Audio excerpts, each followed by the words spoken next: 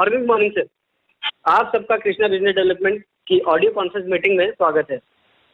मैं अमित श्रीवास्तव लखनऊ से और मैं कई सालों से मल्टीप्लायर तकनीक में इन्वॉल्व हूँ। आज की मीटिंग मल्टीप्लायर तकनीक का प्रचार प्रसार क्यों करना चाहिए, कैसे करना चाहिए, ये बताने हमको director business development Shri Naresh Sablok sir हैं, जिन्होंने 5 साल के टाइम में 25 स्टेट में इस मल्टीप्लायर तकनीक को पहुंचाया है और लाखों किसानों को फायदा हुआ है और वो जुड़े हैं। और सर को पहले ऑर्गेनिक भारत शिल्पकार का अवार्ड से भी नवाजा गया है। अब सर से मैं निवेदन करता हूं कि मीटिंग को टेक ओवर करें और मल्टीप्लायर तकनीक का प्रचार प्रसार क्यों करना चाहिए, क्यों जरूरी है और कैसे करना चाहिए, ये बताएं। Thank you Amit. तो हम शुरुआत कर रहे हैं। आज का टॉपिक जो है मल्टीप्लायर टेक्निक, प्रचार और प्रसार।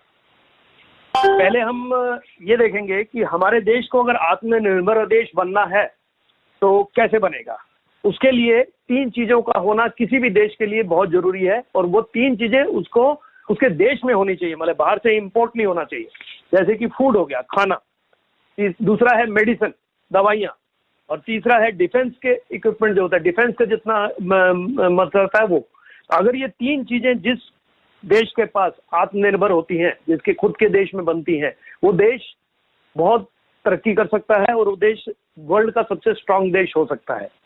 अभी आपको मैंने ये इसलिए बोला क्योंकि खाना, फूड कहाँ से मिलेगा, तो एग्रीकल्चर से आएगा। मतलब अगर हमारे किसान खाना अच्छा और ज्यादा देंगे तो किसानों को ये एग्रीकल्चर का काम भी अच्छा होगा। हेल्थ सेक्टर में काम होगा, जब अगर एग्रीकल्चर अच्छा होगा, ऑर्गेनिक होगा, तो हेल्थ सेक्टर भी अच्छा होगा। और हेल्थ सेक्टर के लिए भी हम लोग इस सेक्टर में भी उतरने वाले हैं। अब Krishna business development private limited company है। ये कंपनी में 2 सेक्टर में है, एक तो एग्रीकल्चर में और दूसरी हेल्थ में। डिफेंस में हम लोग नहीं है, पर हमको 2 सेक्टर में होना मतलब कि बहुत बड़ी उपलब्धि है। और आप लोग इस कंपनी के एक स्तंभ है जो इस मिशन को आगे लेके चल रहे हैं, जिस मिशन को हम बोलते हैं ऑर्गेनिक इंडिया, हेल्दी इंडिया, मतलब जैविक भारत और स्वस्थ भारत। अब ये दोनों चीजें अगर हम कर रहे हैं तो हम एटलीस्ट 75% कंट्रीब्यूट कर रहे हैं इस देश को मजबूत बनाने के लिए। तो आप जिस काम में लगे हैं, जिस मिशन पे हैं, वो मिशन आपके लिए बहुत इंपॉर्टेंट है और ये मिशन को लेके ही हमको आगे बढ़ना है। अभी भारत एक कृषि प्रधान देश है। ये शुरू कई सालों से हम सुनते चले आ रहे हैं, पर ये कृषि प्रधान देश में क्या हो क्या रहा है। अगर 70% लोग किसान हैं हमारे देश के अंदर, तो ये किसान ही प्रॉब्लम में क्यों है। तो किसान को प्रॉब्लम से मुक्त करना है, प्रॉब्लम से निकालना है। प्रॉब्लम है ये हमको सबको मालूम है, ये प्रॉब्लम क्यों है ये भी मालूम है, पर इससे बाहर निकालने के लिए हमको क्या करना चाहिए, ये किसान को जागरूक करना बहुत जरूरी है। आप किसान हैं या किसान नहीं है, आपकी ये मॉरल रिस्पॉन्सिबिलिटी है कि आप इस चीज को, इस मिशन को आगे लेके चले। क्योंकि आपको मैंने शुरू में बता दिया है कि देश को अगर महासत्ता बनाना है तो उसके लिए एग्रीकल्चर और मेडिसिन, इन दोनों के अंदर हमको खुद को सक्षम होना जरूरी है। अभी हो क्या रहा है, किसान जो है वो रासायनिक खेती कर रहा है। अब रासायनिक खेती में किसान उतरा क्यों है, क्योंकि उसको लगा था कि यहाँ से हम खेती करने से हमारी जो उपज है वो बढ़ के मिलेगी। ऐसा नहीं है कि बढ़ के नहीं मिली, उसको उपज बढ़ के भी मिली, हरित क्रांति भी हुई। पर क्या हुआ कि रासायनिक का कंटिन्यूस इस्तेमाल करने से उसकी अभी जमीनें खराब हो गई। अब जमीनें खराब होने से क्या हुआ कि जमीनें बंजर होना शुरू हो गई। अब इसका सब इनके पीछे है क्या, क्यों ऐसा हो रहा है, क्यों रासायनिक खाद किसान यूज करता है। हम भी, आप भी जब भी किसान के पास जाते हैं तो किसान का कहना यही है कि यूरिया, डीएपी, फॉस्फेट, पेस्टिसाइड, इनसे ही खेती होती है। और कोई भी किसान मार्केट में जा रहा है, आप उनसे बात करिए तो किसान क्या बोल रहा है, या तो मेरे को खाद दे दो या मेरे को दवाई दे दो। तो खाद और दवाई ही किसान ढूंढ रहा है। ऐसा क्यों, ऐसा तो क्यों है। पहले तो हमारे जमीनों में खादें नहीं डाला करती थी और अभी क्यों डालने लग गए। तो ये रासायनिक खाद का जो बिजनेस हुआ है वो इतना अरबों खरबों का बिजनेस हो गया और किसान के बेचारे की जमीन को खराब कर करके किसान का आउटपुट जो है बहुत कम हो गया और जमीनें बंजर हो गई। पहले हम ये समझेंगे कि जमीनें बंजर होती कैसे हैं, क्यों होती है जमीन बंजर। अरे अपन रासायनिक यूज करते हैं पर जमीन बंजर क्यों होती है। अब आपको सबको मालूम है कि रासायनिक यूज करने से हम उसके बीच में जो यूरिया की अगर एग्जांपल लिया जाए तो यूरिया में 46% यूरिया और बाकी सब जो है वो सॉल्ट और वेस्ट मटेरियल है।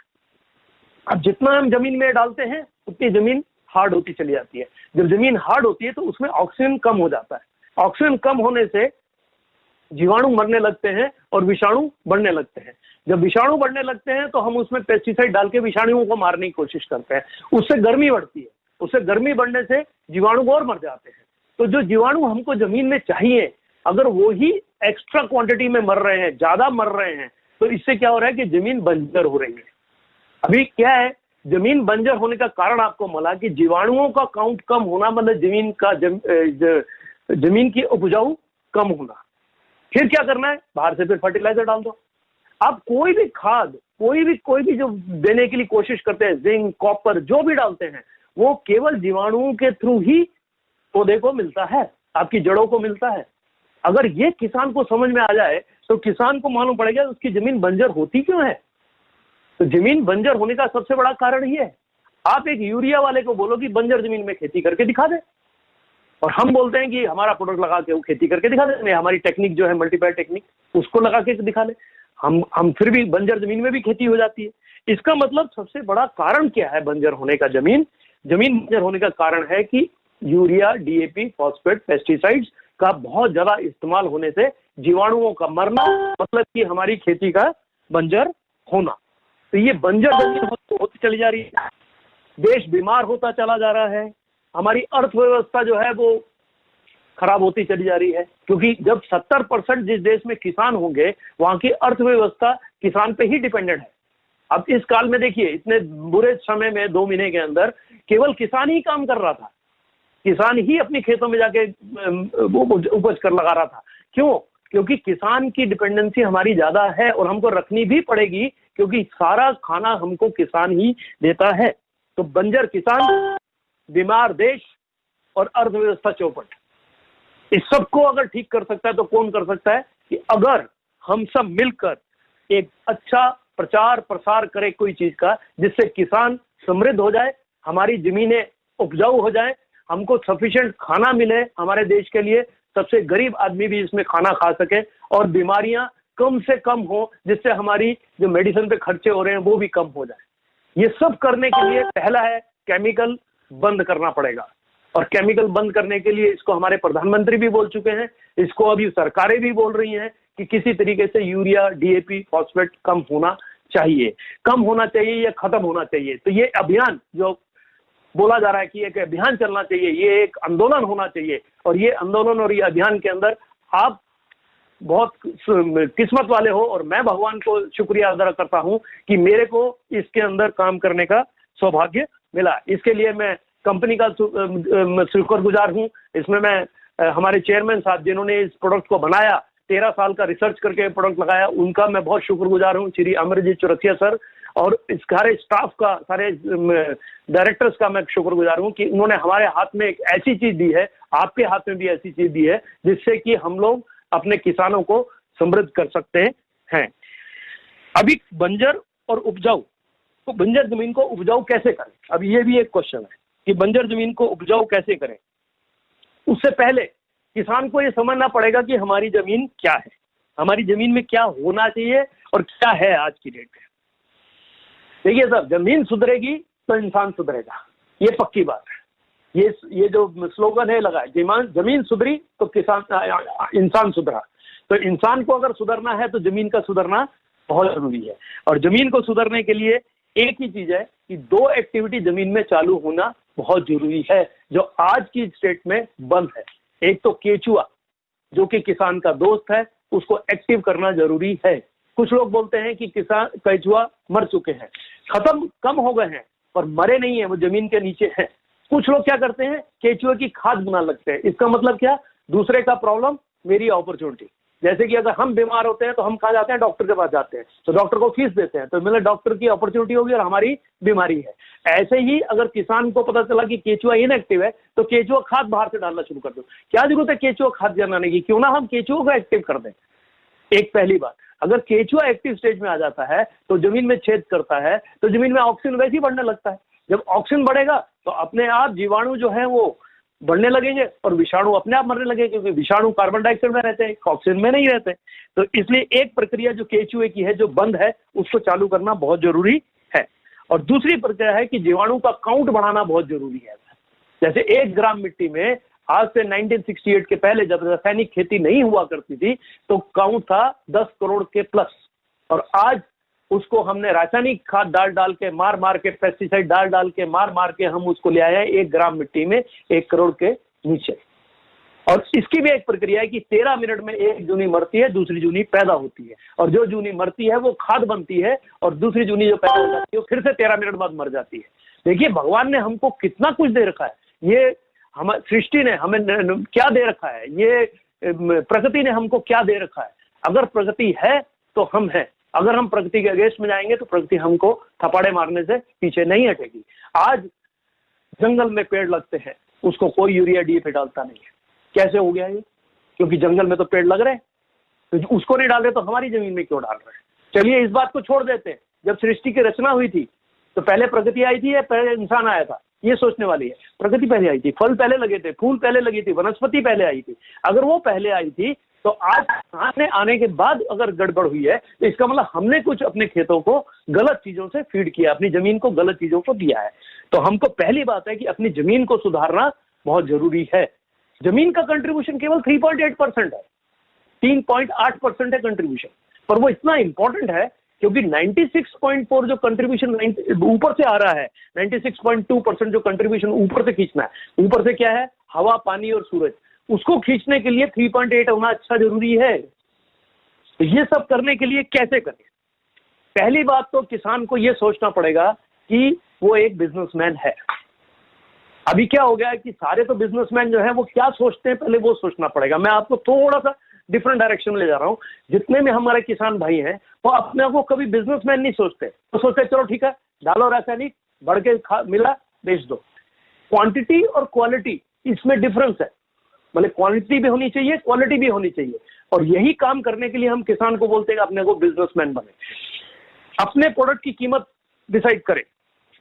वो कब डिसाइड करेगा? जब उसकी क्वालिटी अच्छी होगी। तो अगर रासायनिक प्रोडक्ट है और उसको ज्यादा कीमत में बेचने की कोशिश करेगा तो रासायनिक प्रोडक्ट बेचने से उसको वो कीमत मिलने वाली नहीं है। बड़े बड़े जो बिजनेसमैन हैं वो क्या करते हैं, वो क्या सोचते हैं? वो ये सोचते हैं कि जितना हम लागत लगाते हैं वो कम होनी चाहिए और हमारा आउटपुट है वो ज्यादा होना चाहिए, और हम ज्यादा लोगों तक पहुंच के उस आउटपुट को क्वालिटी सर्विस दे, जिसके कारण हमको उसकी फिर से रिपीट ऑर्डर आते रहें। यही बिजनेस सोचना है किसान को अपने दिमाग के अंदर। ये बिजनेस अगर सोच लिया, किसान ने ये सोच लिया कि मैं बिजनेसमैन हूं, और किसान ने अपने आप के बारे में सोचना है मैं कौन हूं, मैं क्या कर सकता हूं, तो किसान जिंदगी में तरक्की कर जाएगा। आज किसान का सबसे बड़ा प्रॉब्लम है, पहली बात तो अपनी जमीन को समझे, दूसरी बात तो अपने आप को समझे कि मैं एक बिजनेस के लिए हूं, तो उसको अपनी इनपुट कॉस्ट कम करनी है। देखिए साहब, मैं आपको एक चीज सही क्लियर बोल देता हूं कि फ्यूचर जो है, आगे का जो समय आने वाला है वो केवल ऑर्गेनिक मतलब जैविक खेती का ही होगा। मतलब ऑर्गेनिक और जैविक खेती का मतलब क्या? लोगों ने उसमें भी लोगों को बता रखा है कि ऑर्गेनिक खाद बना दो, ऑर्गेनिक जैविक बना दो, फिर ये बना दो। कोई जरूरत नहीं है। आपकी जमीन को ठीक करना है, मतलब कि केमिकल फ्री करना है। बिना केमिकल के खेती होनी चाहिए, बिना यूरिया डीएपी फॉस्फेट पेस्टिसाइड डाले खेती होनी चाहिए। ठीक है, ये एकदम नहीं होगा पर धीरे धीरे तो हो सकता है।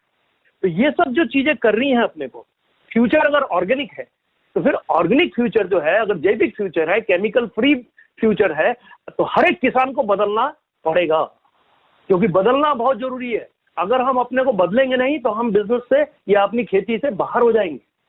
हर एक किसान को यह मैसेज जाना चाहिए कि हमको बदलना है, और यही करता है बिजनेसमैन। जो अपॉर्चुनिटी मिलती है उसमें बदलता है अपने आप को, नई चीजों में आता है, नई चीजों को देता है। जैसे 3G 4G 5G तक पहुंचे हम, तो ये क्या है? ये बदलाव है। हम कैसेट से स्टार्ट हुए थे, हम कैसेट यूज किया करते थे, आज हम पेन ड्राइव पे आ गए, अभी हम अपने मोबाइल पे स्टोर कर लेते हैं। ये सब क्या है? ये सब बदलाव है, ये चेंज है। अभी अगर आप बोलोगे मैं उस चेंज में नहीं आऊंगा तो कैसे होगा? आप बोलोगे तो पहले बैलगाड़ी से घूमते थे, आज भी बैलगाड़ी से घूमेंगे, पॉसिबल नहीं है। अगर आपको यहाँ से पूना से कहीं और जाना है तो बैलगाड़ी से चले जाते हैं, बैलगाड़ी से जाएंगे तो आपको दिवस लग जाएंगे। पर अगर आप प्लेन अवेलेबल है, ट्रेन अवेलेबल है, अगर कोई कार अवेलेबल है या बस अवेलेबल है तो उससे जाना जरूरी है। ये बदलाव है, ये चेंज है। और ये एक चेंज है कि किसान को भी बदलना है, किसान को वो पारंपरिक जो कर रहे थे रासायनिक वगैरह उससे बदलना है, फिर वापस जाके गोबर की खाद और उसमें जाएंगे तो फिर वो बदलेंगे। अब ये सब कौन करेगा, ये सब कैसे करेंगे, इसके लिए विकल्प क्या है? किसान को तो हमने बोल दिया भैया यूरिया डीएपी बंद करना है, या हमने भी मान लिया कि यूरिया डीएपी हम बंद कर देंगे, पर उसका विकल्प क्या है? विकल्प क्या है वो देखना जरूरी है। तो मैंने आपको बताया कि फ्यूचर क्या है, दो फ्यूचर है, एक ऑर्गेनिक भारत, मतलब कि एक ऑर्गेनिक की तरफ, जैविक की तरफ जाएगा पूरा भारत। दूसरा चेंज ये आएगा कि पूरा भारत डायरेक्ट सेलिंग की तरफ जाएगा, कि डायरेक्ट सेलिंग मतलब कि प्रोडक्ट डायरेक्ट मैन्युफैक्चरर से सीधा यूजर के पास जाएगा। और उसमें क्या होगा, मैन्युफैक्चरर से यूजर के पास जाएगा, जिससे को उसको अच्छी कीमत भी मिलेगी और डिस्काउंट भी मिलेगा, और वो उसको प्रोडक्ट भी अच्छा मिलेगा क्योंकि डायरेक्ट मैन्युफैक्चरर से निकल के आ रहा है, रास्ते में बिचौले वगैरह नहीं रहेंगे। तो एक फ्यूचर है, मतलब एक फ्यूचर क्या है कि पूरा देश जो है वो बदलेगा, पूरा देश किस में जाएगा, केमिकल फ्री खेती में जाएगा।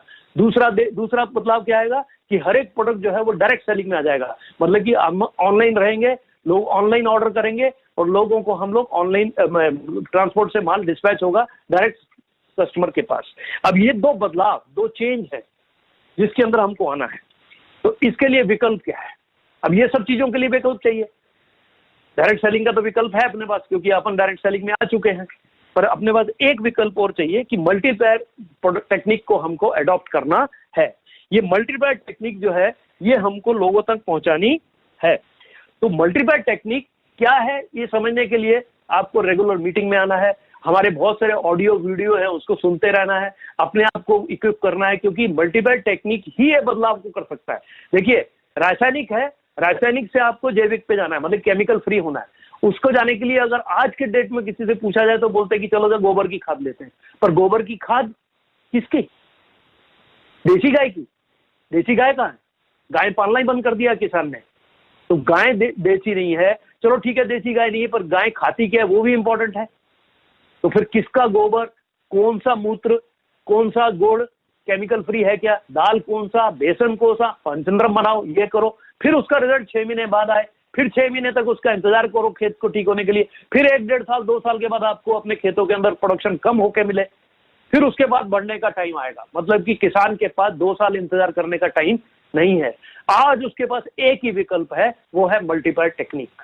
अगर ये मल्टीप्लायर टेक्निक हम किसानों तक ले जाएं अपने प्रचार प्रसार के साथ, तो हर एक किसान ये गैप को फिल कर सकता है, ये गैप के आगे बढ़ सकता है। हम ये तो बोल रहे हैं ना कि 5 साल 6 साल 7 साल आप जब भी मल्टीप्लायर का इस्तेमाल करें, और जैसे ही आपको लगे कि आपको मल्टीप्लायर का इस्तेमाल करने से आपके जमीन जो है वो केचुए से भर गई है और उसके अंदर जीवाणुओं का काउंट बढ़ चुका है और आपको अच्छी फसल है, 3 गुना प्रोडक्शन बढ़ के मिल रहा है, तब आप क्या करो, मल्टीप्लायर भी बंद कर दीजिए और तब आप अच्छी गोबर की खाद, गाय पालिए, गाय खुद खिलाइए जो वो जैविक हो, और उसकी सेवा करिए, और उससे जो निकले उसकी आप वर्मी कंपोस्ट या खाद जो बोलते हैं वो बना के उसके अंदर डालिए। ये गलत विकल्प है ऐसा नहीं हम बोलेंगे, पर ये विकल्प 1968 के हैं। ये 1968 से पहले जब जीवाणु का काउंट ज्यादा होता था तब ये विकल्प कारगर थे गोबर की खाद के। आज जमीन खराब है और अपन ये विकल्प लगाएंगे तो किसान इतना इंतजार नहीं कर सकता। तो मल्टीप्लायर आपको इंस्टेंट रिजल्ट देता है, नई टेक्नोलॉजी का प्रोडक्ट है, तो इसलिए नई टेक्नोलॉजी टेक्निक है, तो नई टेक्निक के साथ आपको काम करना है।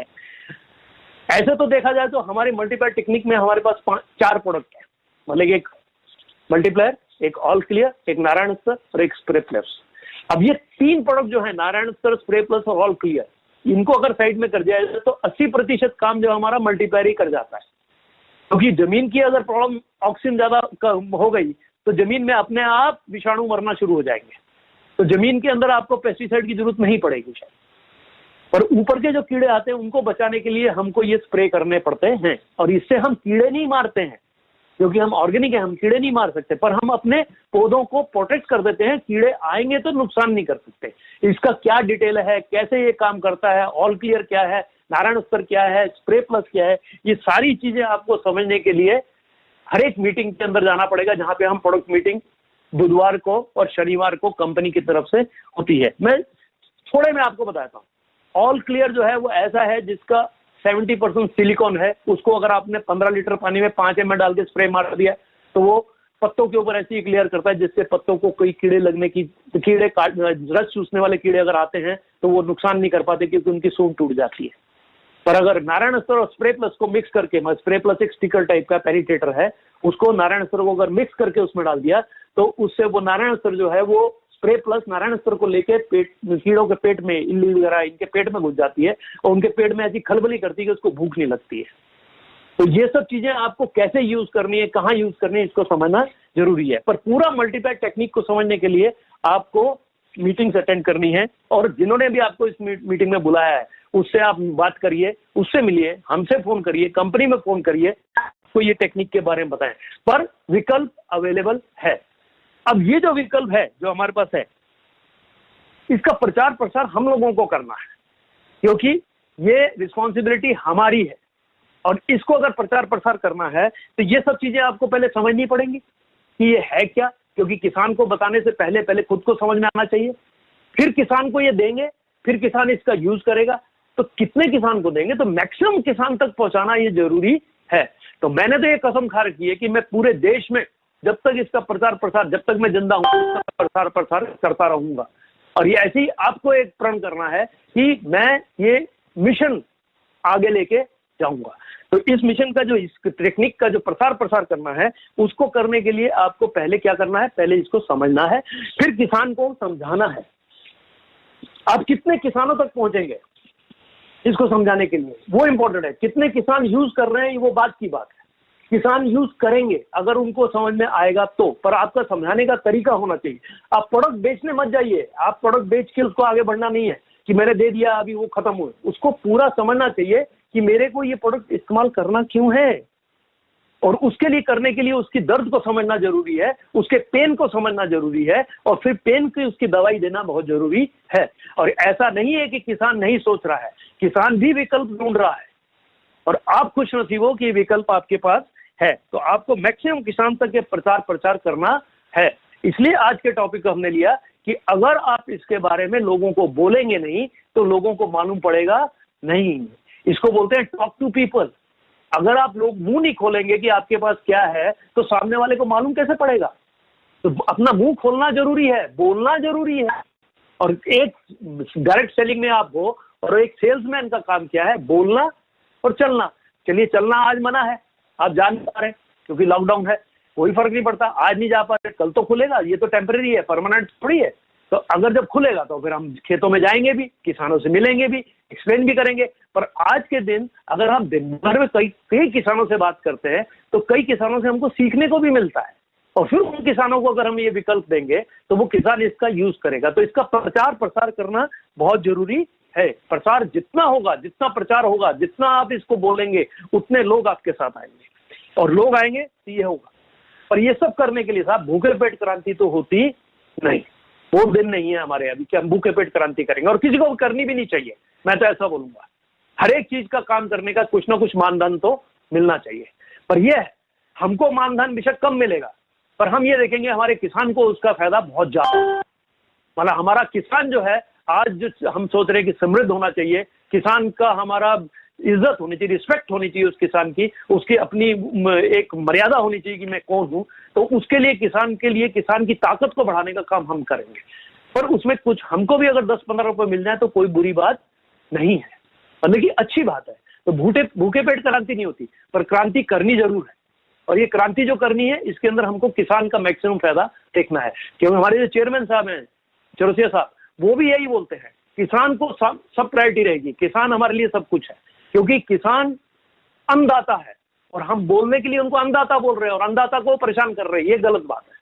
अन्नदाता को परेशान नहीं करेंगे, अन्नदाता को सब कुछ मिलना चाहिए। मैं हमेशा बोलता हूं और हमेशा इस बात को अमल करता हूं कि जब किसी को कोई फायदा होगा, उसमें से अगर आपने कुछ मानधन कमा लिया तो वो दुआओं के साथ आपके पास आता है, और जो पैसा बद्दुआ के साथ आता है वो आपको कभी भी ठीक से रहने नहीं देगा।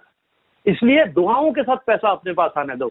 आज अभी साहब ने बोला, अमित सर ने बोला कि 25 स्टेट्स में मेरा काम है, लाखों किसान इसको यूज कर रहे हैं, 20-25 हजार एक्टिव लोग मेरे साथ काम कर रहे हैं। ये क्यों हुआ? और आज उसकी दुआएं हैं, हर एक किसान की दुआएं हैं हमारे साथ, क्योंकि किसानों का प्रोडक्शन कहां से कहां चला गया है। कहाँ बेचारे जो प्रोडक्शन ले रहे थे उसके 3-3 गुना प्रोडक्शन आज उनके पास पहुंच चुका है। तो ये हुआ कैसे? क्योंकि हमको मालूम था कि हम अच्छा काम कर रहे हैं। जब तक आप कॉन्फिडेंट हो कि आप किसी का नुकसान नहीं कर रहे, तो इसका प्रचार प्रसार करना बहुत जरूरी है, और करिए, कोई फर्क नहीं पड़ेगा। जितना प्रचार प्रसार करेंगे, जितना ही किसानों तक जाएगा, उतने किसानों को रिजल्ट आएंगे और किसान आगे बढ़ेंगे।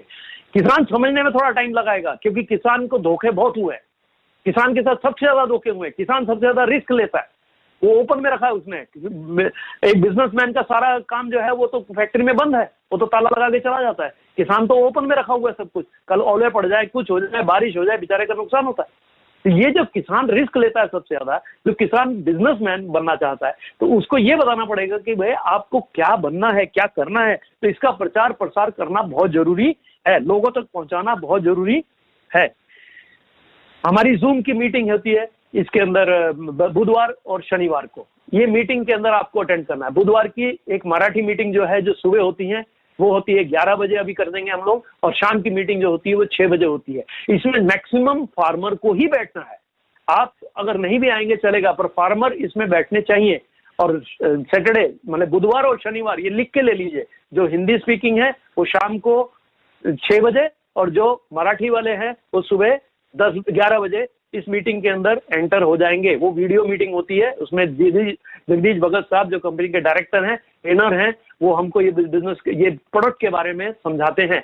वो एक एक करके, अभी वो मल्टीप्लायर प्रोडक्ट के बारे में समझा रहे हैं, धीरे धीरे वो फिर अपने को बाकी प्रोडक्ट के बारे में समझाएंगे, तो पूरी मल्टीप्लायर टेक्निक हमको समझ में आ जाएगी। इसके ऑडियो, इसके वीडियो सब आपको अवेलेबल कर देंगे हम लोग। इसका रिकॉर्डिंग करते हैं हम लोग, उनका ऑडियो बनाएंगे, वो भी आप तक पहुंचाएंगे। मेरी भी हर एक स्पीच का यहाँ पे ऑडियो बनता है, वो ऑडियो भी आप तक पहुंचेंगे। इसलिए आपको प्रचार करने में आसानी हो जाएगी, आपको अपने आप को एजुकेट करने में आसानी हो जाएगी। तो इसलिए क्या करना है, वो मीटिंग में रेगुलरली अटेंड करो, 2-3 बार 4 बार खुद अटेंड करो, जिसके कारण आपको समझ में आए। क्योंकि लोगों को लग रहा है कि हम प्रोडक्ट बेच रहे हैं, प्रोडक्शन बढ़ा रहे हैं, ऐसा नहीं है। हम कुछ अलग कर रहे हैं। सभी लोग खाद बेच रहे हैं, हम खाद नहीं बेच रहे। मैं लोगों को बोलता हूँ, लोग बोलते खाद है, मैं बोलता हूँ खाद नहीं है। ये खाद बनाने की प्रक्रिया चालू करता है जमीन में। ये खाद नहीं है, ये नेचर के साथ मिलाता है आपको, ये प्रकृति के साथ मिलाता है आपको ये प्रोडक्ट। तो हम कुछ अलग कर रहे हैं, हम नॉर्मल खाद नहीं बेच रहे, हम केचुआ खाद या जैविक खाद या फिर रासायनिक खाद, हम खाद नहीं बेच रहे हैं। तो पहले आपके दिमाग में ये क्लियर होगा, और किसान के दिमाग में क्लियर होना चाहिए कि उसको खाद की जरूरत नहीं है। ये है प्रचार, उसको खाद की जरूरत नहीं है, उसकी जमीन में खाद, सारे मिनरल्स अवेलेबल हैं, केवल उसको बनाने वाले लोग काम नहीं कर रहे, ना केचुए हैं ना जीवाणु, इसलिए वो प्रॉब्लम खड़ी हो गई है। और ये प्रॉब्लम खड़ी होने से, जमीन खराब होने से ऊपर की ताकत खींचने की चली गई है। नाइट्रोजन बोलते हैं, नाइट्रोजन कितना लगता है ऊपर से? 70% नाइट्रोजन एटमॉस्फेयर में अवेलेबल है। मतलब जो 100% जो अपना एटमॉस्फेयर, उसमें से 78% नाइट्रोजन है। वो नाइट्रोजन की खींचने की ताकत अगर प्लांट में डाल दें हम लोग, अगर जमीन अच्छी कर दें, तो काम हो जाएगा। तो मल्टीप्लायर करता क्या है? मल्टीप्लाई यही करता है, हर एक चीज को मल्टीप्लाई करता है, हर एक चीज को गुणा करता है। मतलब किसकी गुणा करता है? जीवाणुओं की गुणा करता है। वो किसकी गुणा करता है? केचुओं की गुणा करता है। वो किसकी गुणा करता है? व्हाइट रूट्स की गुणा करता है। वो किसकी गुणा करता है? पत्तों की गुणा करता है। वो क्या करता है? पत्तों की साइज बढ़ाता है, पत्तों को डार्क ग्रीन करता है, उसके ऊपर ऊर्जा, फूड खाना बनने की ताकत बढ़ जाती है, वो ज्यादा ऊर्जा खींच लेता है। जब ज्यादा ऊर्जा खींच लेता है तो फूल ज्यादा आ जाते हैं, फूल ज्यादा आते हैं, फल ज्यादा आ जाते हैं। एक छोटा सा लोग बोलते हैं कि फूल गिर जाते हैं, छोड़ देता है प्लांट। क्यों छोड़ देता है? क्योंकि उसके पास खाना नहीं है उसको देने के लिए। अगर 10 बच्चे हैं किसी के और उसको 2-3 को ही खिला सकती है, तो 8 को छोड़ना ही पड़ेगा ना। तो वही सेटिंग करके फिर केमिकल मारते हैं। क्यों?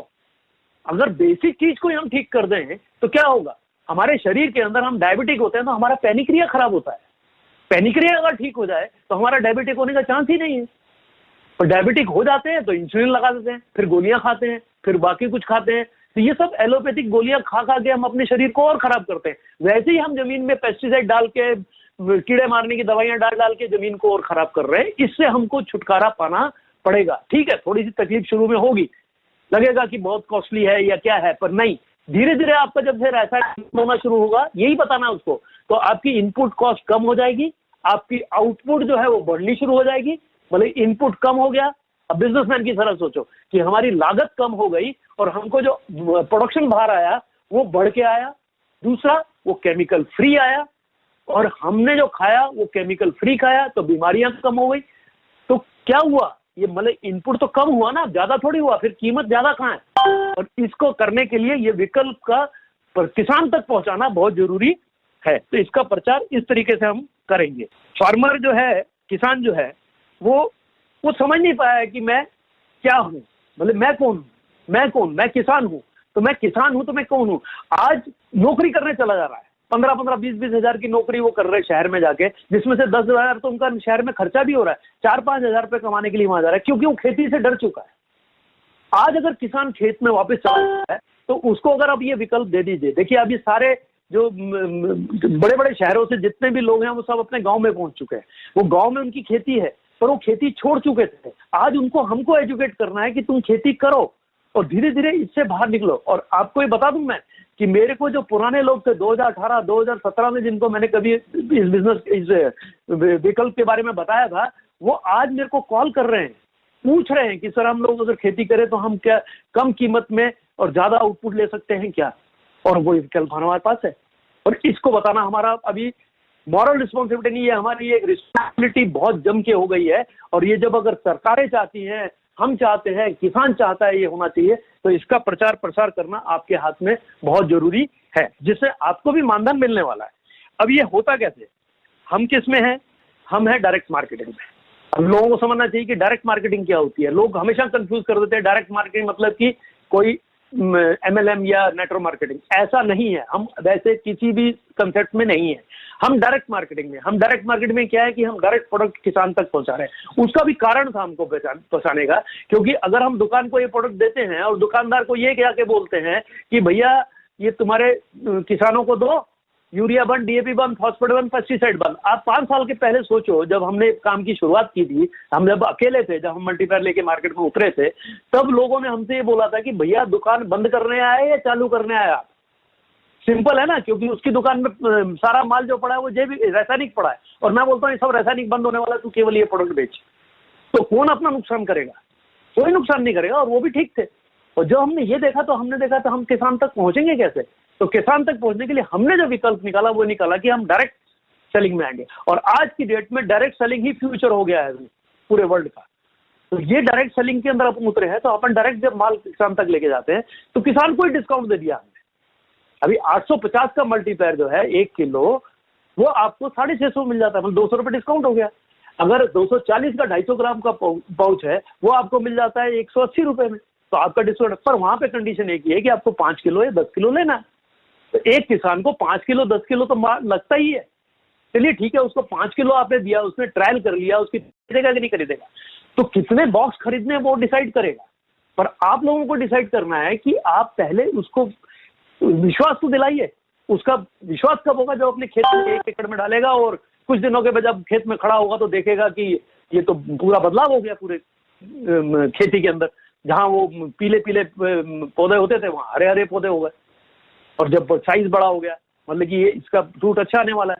तो ये जो चीजें हैं, ये जो करने के लिए आपको क्या करना है कि किसान को डिस्काउंट मिलने वाला है, इसलिए उसको डायरेक्ट इसमें रजिस्टर करना है। इसमें रजिस्टर करके उसके घर में डायरेक्ट प्रोडक्ट पहुंचना चाहिए, और ये प्रोडक्ट उसको सस्ता मिलना चाहिए, क्योंकि 850 से ज्यादा उसको 650 में ही मिलना चाहिए, ऐसा सोच के चलो कि ये जैसे कारण वो हमारे साथ जुड़े। फिर हमने एक और विकल्प दिया, अगर कोई इसके अंदर अगर अपना बिजनेस बढ़ाना चाहता है, अपने इसको प्रचार प्रसार करना है, तो उसको थोड़ा मानदान मिलना चाहिए। कि मानदान मिलने के लिए उसको फ्री में तो प्रसार करेगा नहीं, मतलब कि वो जा के खेतों में घूमे और वहां पे अपना पेट्रोल भी खर्चा करे, तो उसके घर में भी उसके खर्चे भी तो हैं, मतलब कि फैमिली है, बच्चे हैं, एजुकेशन है, सब कुछ है, तो वो खर्चा कहाँ से आएगा। तो अगर हम इसमें कुछ परसेंटेज कमा लेते हैं तो कोई प्रॉब्लम नहीं है। तो सीधी सी बात है, अगर वो 100 किलो ऑर्डर कंप्लीट करता है साल भर के अंदर, तो क्या होता है, उसका हम प्रमोशन कर देते हैं, उसको डीलर बना देते हैं। अब उसका भी उदाहरण लगा। अगर वो बोलता है मेरे को नहीं करना, तो ठीक है, डिस्ट्रीब्यूटर बन के रहो। अगर वो करना है, प्रचार प्रसार करना चाहता है, नए डिस्ट्रीब्यूटर बनाना चाहता है, या नए यूजर बनाना चाहता है, नए किसानों को जोड़ना चाहता है, तो उसके लिए बहुत अच्छा विकल्प है कि वो प्रमोशन ले ले और काम करे। साल भर का टाइम देते हैं। 100 किलो ऑर्डर साल भर में तो वैसे भी हो सकता है। उसके और भी तरीके हैं। जिसने भी आपको बुलाया वो उनसे बात करिए, मिलिए, पूछिए कि मेरा क्या तरीका है कि मैं इसका प्रचार प्रसार करूं, जिसके कारण मेरे को भी कुछ मानधन इसके अंदर मिले। तो 1-10 पैसे आपके घर में भी आ रहे हैं, अच्छी बात है। मतलब कि किसान का भी उद्धार, आपने जो जो जो जो इसका प्रचार कर रहे हैं उसका भी उद्धार, उसके घर में भी उसका घर चल रहा है। तो ये ऐसे जो डायरेक्ट मार्केटिंग के अंदर हम आए हैं, डायरेक्ट सेलिंग के अंदर हम लोग आए हैं, वो भी एक अच्छा विकल्प है। और दूसरा, रासायनिक से जैविक की तरफ जाने के लिए, रासायनिक से केमिकल फ्री की तरफ जाने के लिए, केमिकल नहीं यूज कर रहा है, ये जाने के लिए भी एक मल्टीपैट टेक्निक एक बहुत अच्छा विकल्प है। अब ये सब विकल्प को अगर लेके हम मार्केट में जाते हैं, लोगों से बातें करते हैं, दिन भर लोगों से बोलते हैं, तो हमारा बिजनेस एक बहुत बड़ा रूप ले सकता है, क्योंकि इसका पोटेंशियल बहुत ज्यादा है। 70% किसान मतलब कि बहुत ज्यादा पोटेंशियल है। केवल इसका प्रचार प्रसार करना बहुत जरूरी है, और ये हमारी एक विजन है, ये हमारा एक काम है जो हमको करना है। तो चलिए हम सब मिलकर अपने भारत को बनाएं, जैविक भारत और स्वस्थ भारत। और यही हमारी एक है कि आने वाली पीढ़ी हमको ये ना बोले कि हमने कुछ नहीं किया, आने वाली पीढ़ी को हम एक स्वस्थ भारत का निर्माण करें। जय हिंद, धन्यवाद और आप सबको शुभकामनाएं।